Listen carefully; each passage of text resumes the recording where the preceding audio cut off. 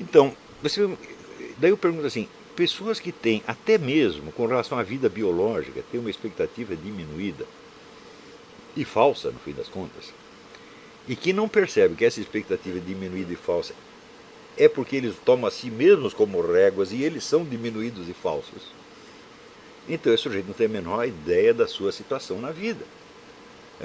Está completamente alienado, fechado dentro de uma ilusãozinha, e o que quer que ele pense sobre a política será igual. Então, agora você imagina um jovem desse aproximando-se de um cara de uma outra geração, político, que fala grosso, é homem, né? E é um safado, barraposa velho. O político come esse rapaz no café da manhã e palita os dentes com os ossinhos. É óbvio isso aí. Então, você imagina a cabeça de um FHC, a complexidade da cabeça. O FHC é alguma coisa de ciência política que ele entende. É isso. Ele é capaz de pegar uma situação e ver as contradições que tem ali, e é capaz de jogar com as contradições. Pior ainda, até o Lula é capaz de fazer isso. Mas essa molecada que está aí bancando o líder, eles não são capazes de fazer isso de jeito nenhum. Eu fiquei muito impressionado com esse negócio desse Osterman dizer: o Olavo deu opiniões contraditórias sobre o golpe militar. Eu falei: escuta, mas essas duas opiniões contraditórias, na verdade, dei 50. Né? Todas elas são contradições porque são problemas, evidentemente. Eu estou tentando montar o quadro. Eu até agora não tenho nenhuma conclusão sobre o negócio de golpe militar. Né?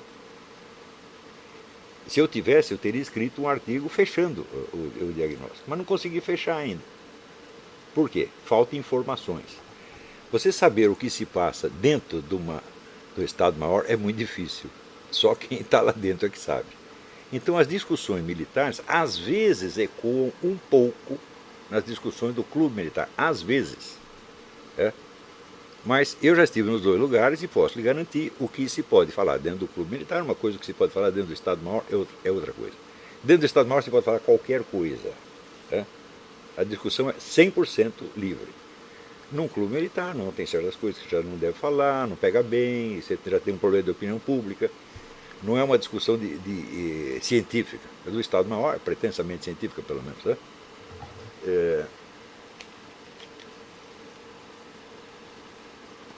Nós estamos nas mãos de pessoas que não são capazes de articular um problema, meu Deus do céu. E isso aí é regra geral. Mas eles estão lidando com outras pessoas de outra geração que essas sim sabem articular um problema e sabem o que fazer. Então eu penso, se eu fosse um tucano, o que eu faria diante dessas movimentações populares? Eu chego lá, quero subir no palanque, os caras não me deixam, cospem na minha cara e me mandam embora. Né? E eu digo: pô, eu vou sofrer tudo isso por causa dessa Dilma? Não, de jeito nenhum, nós temos que nos livrar dela e livrar o nosso. Né?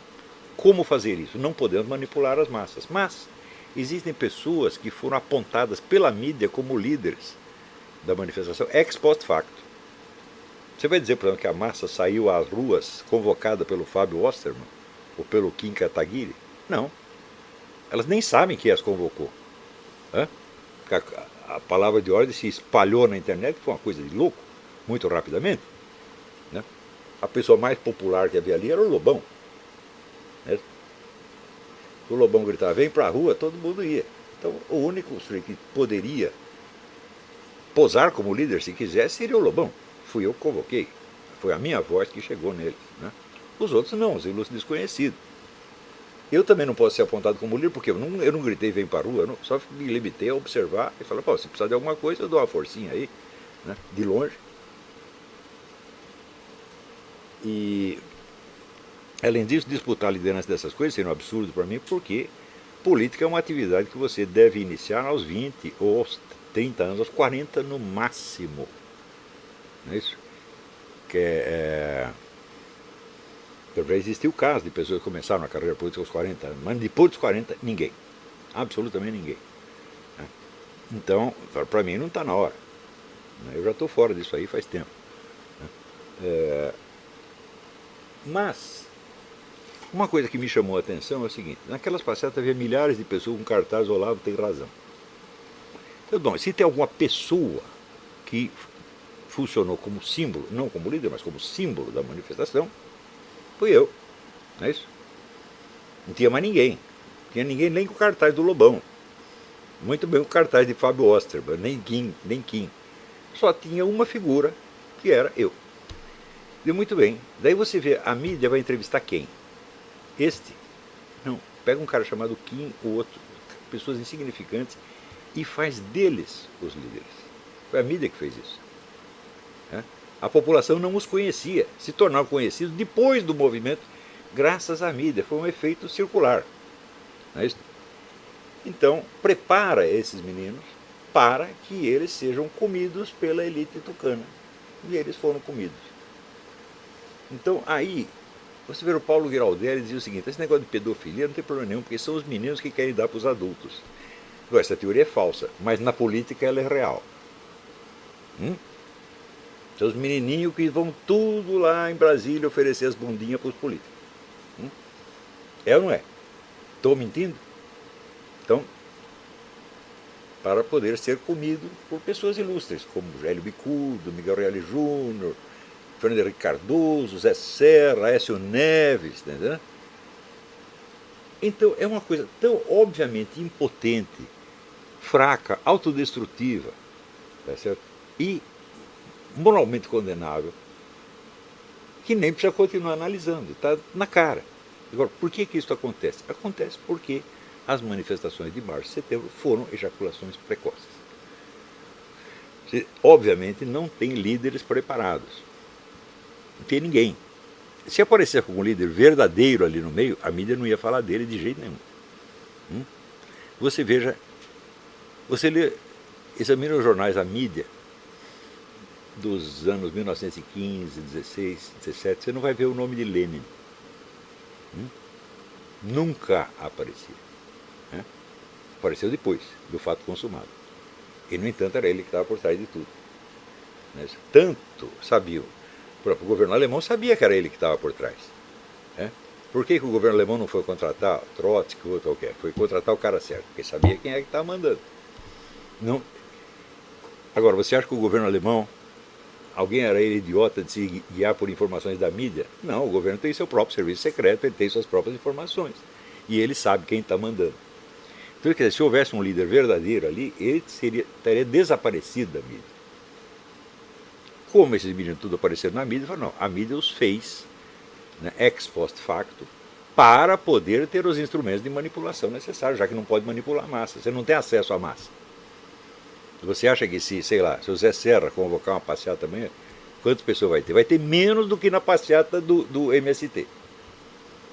E todo mundo que vai lá vai jogar tomate nele. O Aécio Neves, bom, ele quase chegou a ser um herói nacional, mas ele preferiu ser mais um puxa-saco oficial. Tá certo? Então, ele está queimado completamente. Todos esses estão queimados.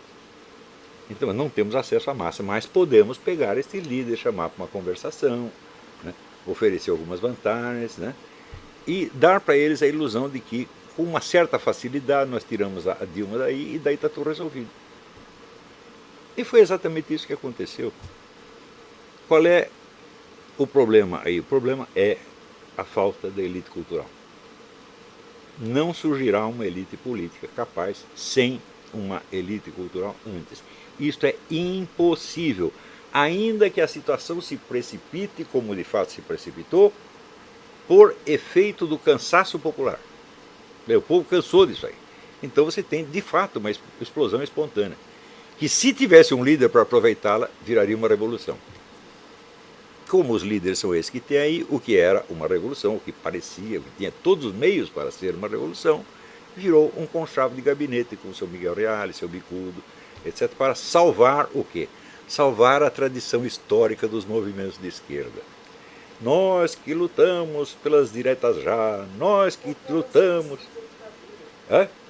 Sim, nós lutamos, como diz o Miguel Reale, nós lutamos contra os fuzis da ditadura, depois nós lutamos contra o Collor, lutamos pelas diretas já, e agora estamos aqui novamente fazendo a mesma coisa. Você acha possível? Pega aquele povo que se reuniu na rua. Então vocês estão aqui, de fato, na tradição das diretas já, na tradição da luta contra... na tradição de todos os seus inimigos, na tradição dos ladrões, na tradição do Foro de São Paulo. É isso que você está aqui para aplaudir? Fala, claro que não. No entanto, veja a facilidade com que foi virado. Porque tudo isso não é testado perante a opinião pública. É tudo uma conversa de gabinete. E essas pessoas que fizeram isso, eu já disse, eu espero, eu rezo para que elas tenham feito isso por malícia. Porque se fizeram com boa intenção, então são mais idiotas do que eu mesmo poderia imaginar. Então, Fábio Osterman, espero que ele seja um cara maquiavélico, maligno, que quis ferrar com tudo e vender tudo para os tucanos. Se ele fez isso, bom, então fez bem feito. Agora, se ele acredita, que fez de boa intenção, acha que isso vai libertar o Brasil do PT do Foro de São Paulo, então sinto muito. Então acabou a conversa, porque não dá para conversar com um frango assado, tá entendendo? Realmente não é possível. Né?